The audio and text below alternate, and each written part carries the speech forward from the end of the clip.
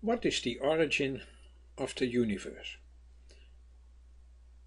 That we will discuss in this video. It's a complicated issue. For what is so peculiar about this universe, that there is order and regularity. If there were no order or regularity, we could never explain or predict as we do in science. But because like causes have like effects, we are actually able to explain and predict. Only then does it make sense to search for laws of nature in any of the sciences. So the question is, how do we know that there is order and regularity? Did science tell us that? Science can never prove there is order in this universe. If like causes produced unlike effects, we would assume that those causes must have been different or there must have been hidden causes. And think of this, scientific evidence can be refuted. It can also refute a scientific hypothesis. So falsification is based on the assumption of order. If there were no order, there could not be any falsifying evidence. So even the principle of falsification assumes that there is order, and apparently science assumes order. It is not an outcome of science, but before it gets started, it needs to assume it. How do we know all of this? As Albert Einstein said, surely one should expect the world to be chaotic, not to be grasped by thought in any way. Instead, we assume that there is order. Isn't that a weird assumption? And what about functionality and design in the universe? They are very basic to the life sciences. A functional design is a design that is successful in survival and reproduction. So natural selection promotes it. A heart or an eye is a successful design given the order in our universe. If the order in our universe would be different, the heart or the eye the way it is now would not be a successful design. So what does natural selection do? It selects those biological designs that fit in well with the cosmic order. That's why functionality is such a basic assumption in the life sciences. So how do we know that there is functionality and design? Again, it's not an outcome of biological research, but it's an assumption, a presupposition. Natural selection does not explain functionality, but it merely selects designs that happen to be functional. So natural selection is based on functionality. Functionality is about causes that have successful effects. It's basic to the life sciences, as basic as causality is to all the natural sciences. Again, functionality is not a result of natural selection, but a condition for natural selection. Darwin once said, "I am inclined to look at everything as resulting from designed laws." Even Darwin realized that.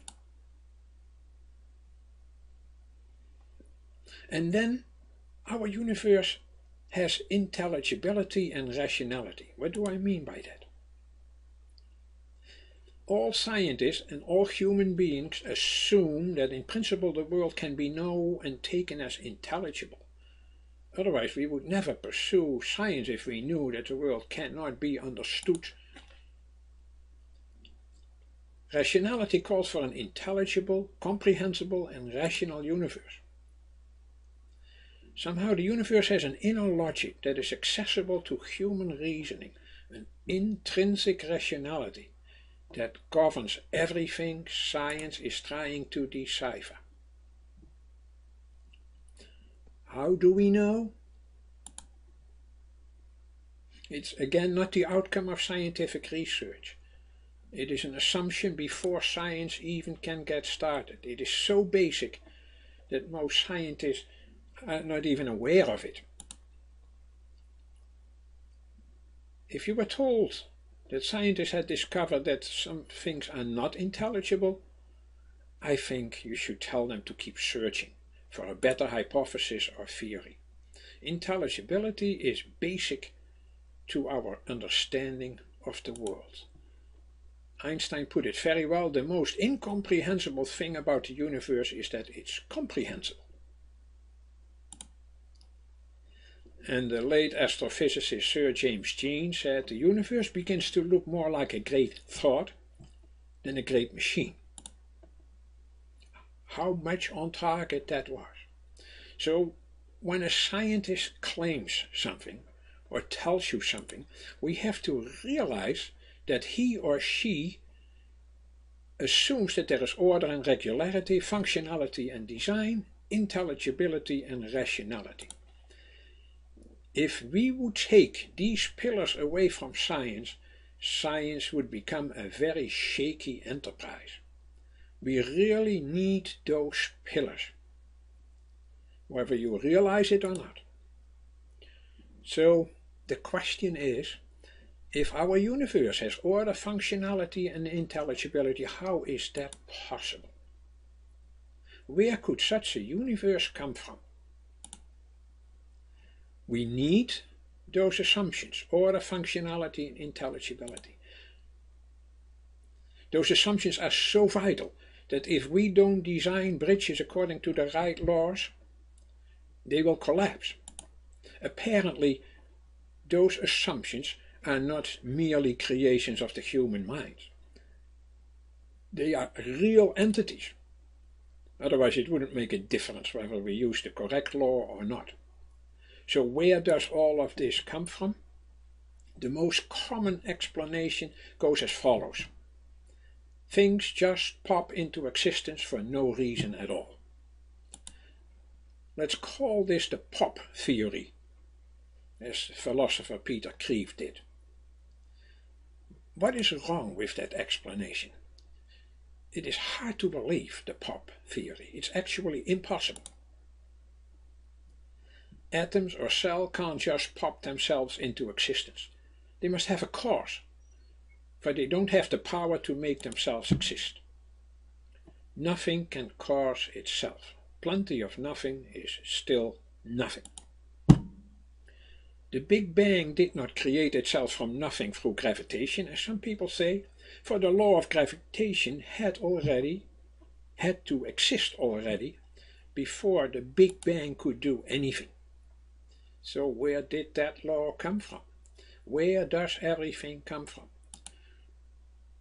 Another common explanation is there is no explanation at all. Things are what they are and they work the way they work. That's it.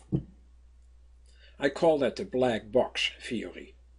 Please, no more questions. Things are the way they are. A theory that is hard to accept.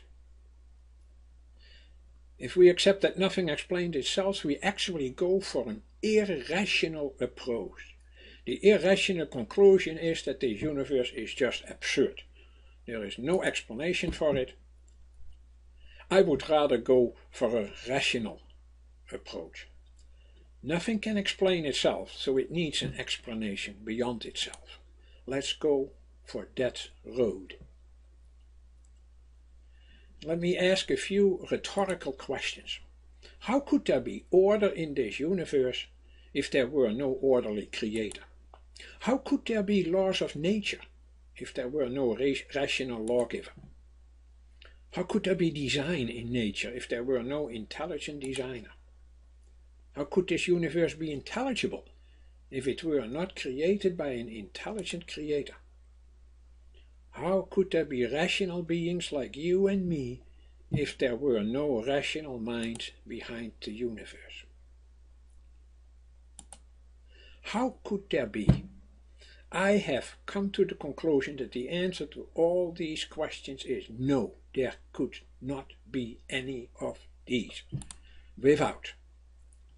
Once we lose the notion of creation, plus the trustworthy order and rationality that come with it, all our scientific endeavors would be resting on quicksand.